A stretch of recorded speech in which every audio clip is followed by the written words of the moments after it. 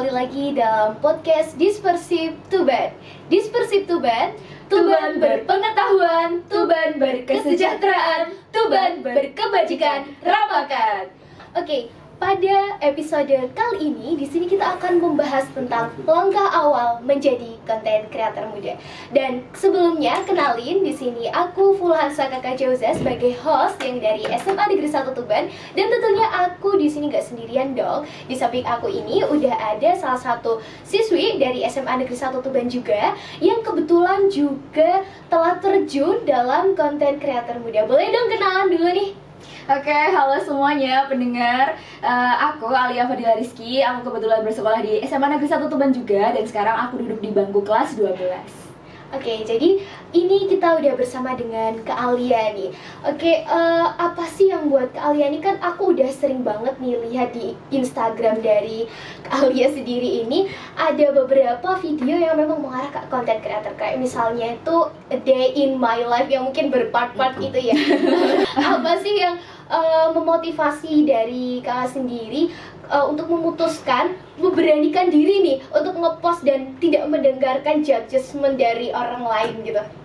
Oke, jadi awal mula keberangkatan kenapa sih aku kok bisa punya ide ikut-ikutan yang sekarang lagi tren bikin konten gitu ya? Karena aku tuh punya ketertarikan di bidang editing, meskipun tidak sepro itu, tapi ya untuk beberapa platform seperti CapCut dan lain sebagainya itu aku suka pakainya. Dan kebetulan juga aku itu punya minat di bidang public speaking. Terus kayak guru-guru tuh juga kenapa sih kok nggak dikembangin aja. Nah, melihat potensi yang ada saat ini yang memang lagi tren-trennya itu ya bikin konten itu. Dan kenapa kok aku tidak membagikan keseruan, mungkin ya keseruan hidup sehari-hariku di konten A Day in My Life itu.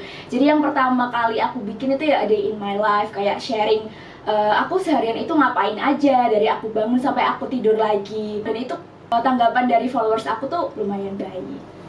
Oke, terus kan ada beberapa nih, kita tidak bisa memungkiri bahwa banyak banget anak-anak muda itu yang mungkin mereka ada minat untuk menjadi seorang content creator, tapi ada beberapa yang mereka tuh terhambat karena bagaimana cara pola pikir mereka yang menganggap jika menjadi content creator tuh susah gitu. Nah, untuk kamu sendiri gimana sih, modal apa yang disiapin pertama kali untuk menjadi seorang content creator itu sendiri?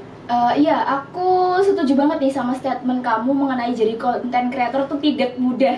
Yang pertama niat dari diri sendiri dan percaya diri itu penting banget. Kalau bukan dari diri kita sendiri, siapa yang mau membangunnya?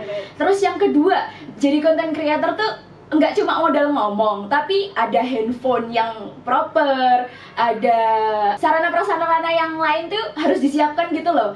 Dan mulai dari aplikasi edit pun juga kalau HP-nya tidak memadai juga cukup sulit. Makanya itu sebetulnya mempunyai occupation yang memadai itu juga sebuah privilege yang luar biasa ya untuk para content creator. Makanya para content creator zaman sekarang tuh lebih banyak berinvestasi ke barang-barang berguna untuk keperluan ngedit mereka gitu. Oke, tadi kan udah kita ngomongin nih tentang bagaimana persiapan untuk menjadi content creator. Sekarang kita ngomongin apa aja sih yang bisa menarik minat dari orang lain terhadap konten kita. Mungkin ada trik-trik nih buat teman-teman di rumah. Oke, kalau aku kan juga penikmat konten-konten ya guys. Mungkin scroll TikTok, Reels gitu ya, sebagai anak muda. Menurut aku poin-poin penting yang mana menarik perhatian netizen itu kualitasnya tadi. Terus bagaimana nada bicara kita. Tentunya kalau kita semakin fun, orang tuh makin seneng dengernya. Dan itu tuh semakin menjadi suatu nilai tersendiri lah bagi mereka ya. Yang paling penting juga personal branding itu tadi ya. Personal branding itu penting banget untuk seorang content creator. Karena apa?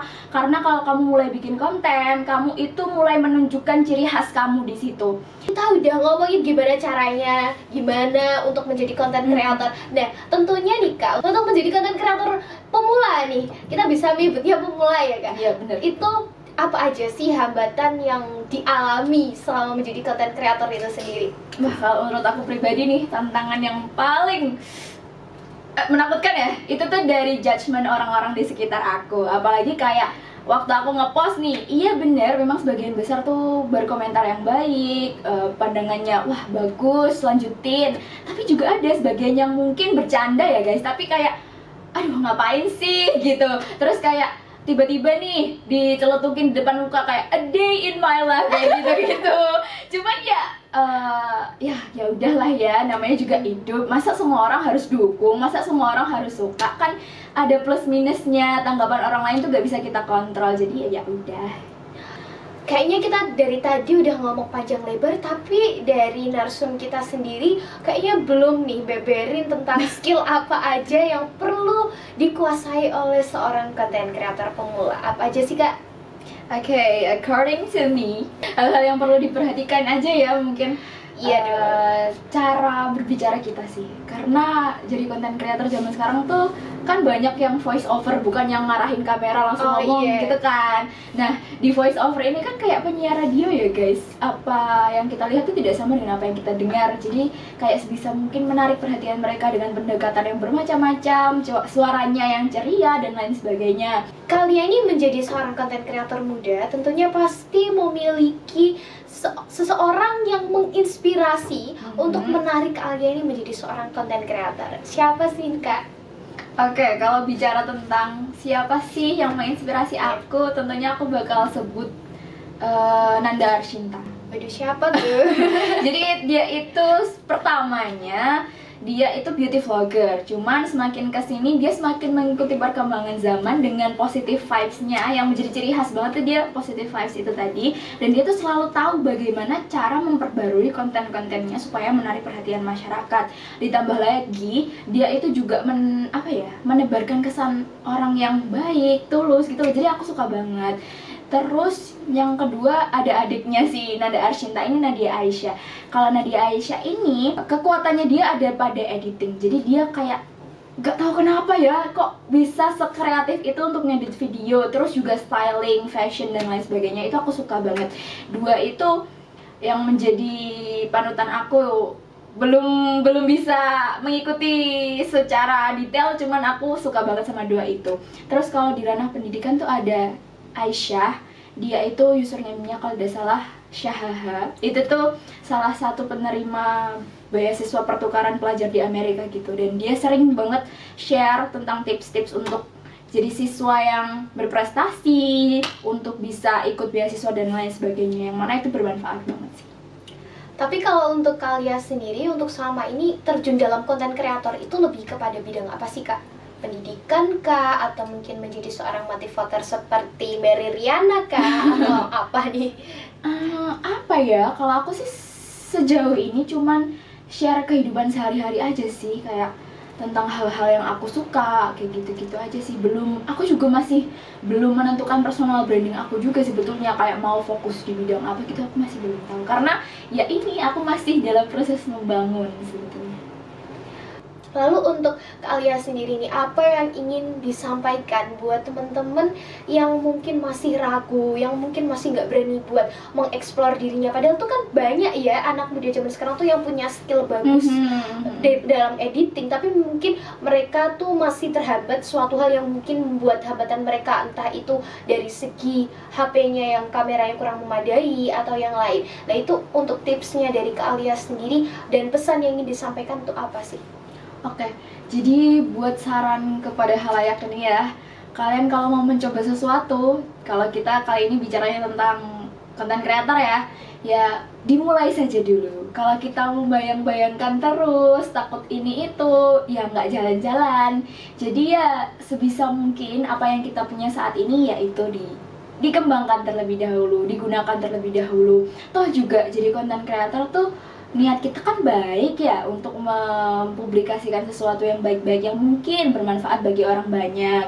Jadi untuk kendala occupation dan lain sebagainya ya sudah. Nanti kalau misal kita rezekinya di situ kan pasti ada improvement gitu, ada sesuatu yang membuat kita berkembang lebih baik lagi. Nah kalau kendalanya di percaya diri, mungkin masih takut dijudge dan lain sebagainya, itu yang bisa memunculkan semangat sih dari diri kita sendiri ya.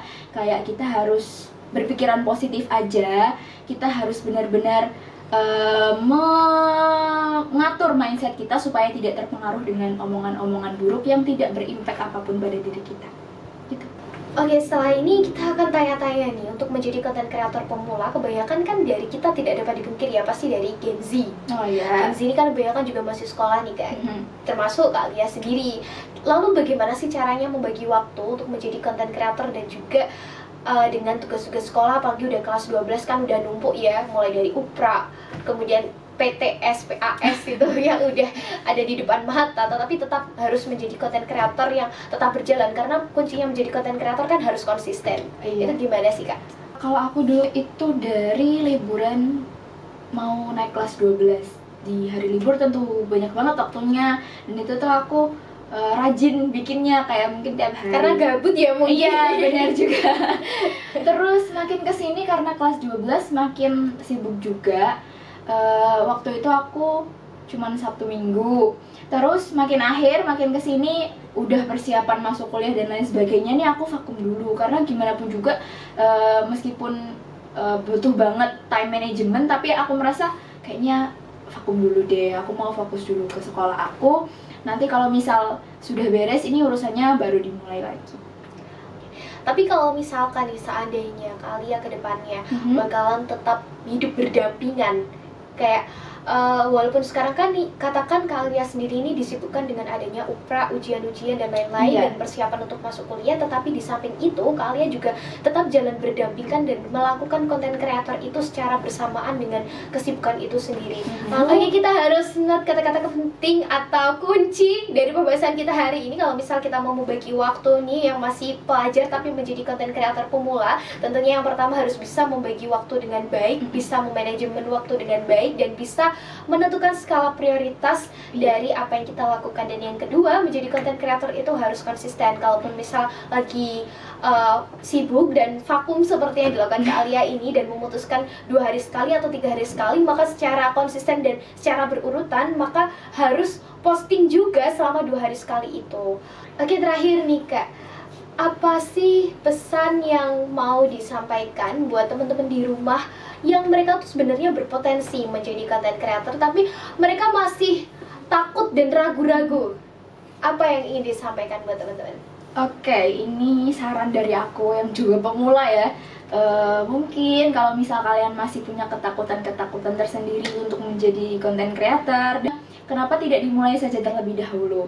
Kan semuanya juga pasti ada resiko, semuanya pasti punya ketakutan tersendiri. Tapi kalau kamu berani untuk memulainya terlebih dahulu, pasti nanti ada jalannya. Dan kalau kendalanya ada di kepercayaan diri, yang bisa memunculkan kepercayaan diri itu ya diri kamu sendiri.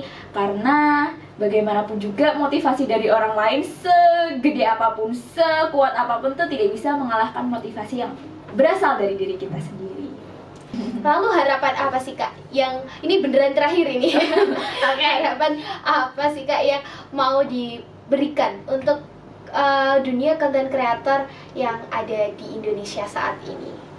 Harapan aku semoga anak-anak muda bisa semakin berkembang, bisa juga diberi wadah-wadah positif dan kreatif dari berbagai pihak yang tentunya akan mendukung kita.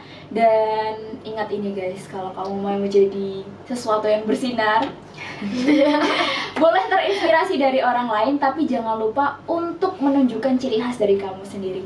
Be the best version of yourself, karena kamu cuma ada satu di dunia ini.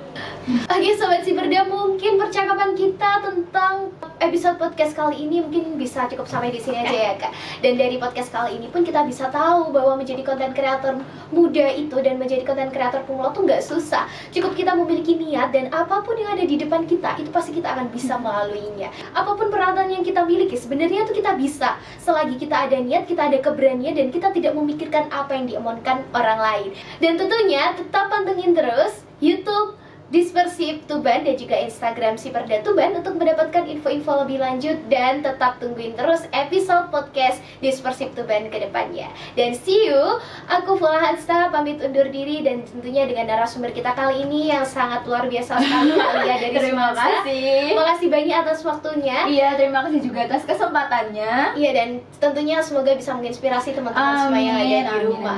Dan tentunya see you. Wassalamualaikum warahmatullahi wabarakatuh.